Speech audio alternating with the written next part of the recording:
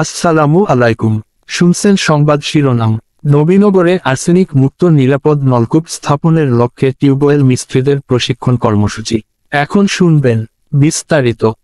ব্রাহ্মণবাড়িয়ার নবীনগর উপজেলার জনস্বাস্থ্য প্রকৌশল অধিদপ্তরের উদ্যোগে আর্সেনিক মুক্ত নিরাপদ নলকূপ স্থাপনের লক্ষ্যে টিউবওয়েল মিস্ত্রিদের প্রশিক্ষণ কর্মসূচি অনুষ্ঠিত হয়েছে। বুধবার নবীনগর উপজেলা পরিষদ কনফারেন্স রুমে সকাল থেকে সারাদিন ব্যাপী উপজেলার 50 জন টিউবওয়েল মিস্ত্রিদের নিয়ে এই প্রশিক্ষণ কর্মসূচি অনুষ্ঠিত হয়। উপজেলা জনস্বাস্থ্য উপসহকারী প্রকৌশলী মোহাম্মদ খুরশেদ আলমের সভাপতিত্বে প্রশিক্ষণ কর্মসূচি অনুষ্ঠানে প্রধান অতিথি হিসেবে উপস্থিত ছিলেন উপজেলা নির্বাহী অফিসার রাজীব চৌধুরী।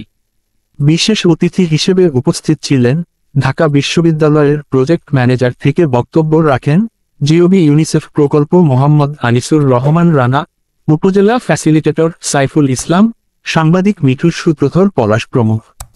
অনুষ্ঠান সঞ্চালনায় ছিলেন পার্কের এরিয়া ম্যানেজার শ্যামল রাজ।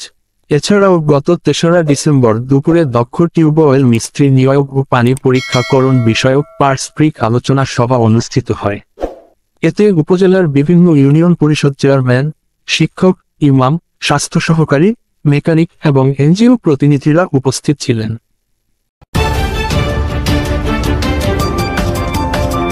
ব্রাহ্মণবাড়িয়া 24.নিউজ।